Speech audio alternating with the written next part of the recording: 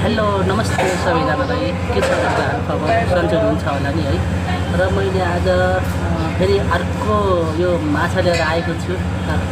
यस माछाको नाम हो यसको नाम प्राउन्स हो र यसलाई कसरी साफ गर्ने भन्ने कुराहरू म तपाईँलाई सिकाउँछु। मसँग मस्तै छ फेरि यहाँ त्यस थोरै होइन कि मस्तै छ होइन 2-3 किलो छ।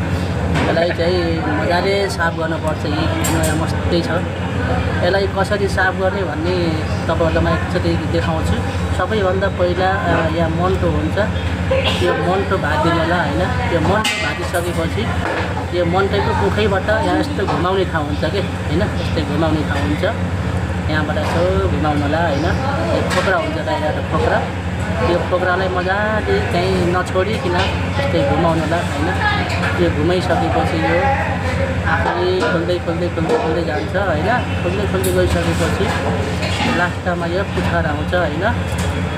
अनि यो पुच्छर आइसक्यो भने यो पुच्छरमा आएर के गर्नु, चिलिक्क चिमार्नुलाई चिलिक्क चिमारिसकेपछि तपाईँको यहाँ चाहिँ यस्तो यसको नाम हो प्राउन्स।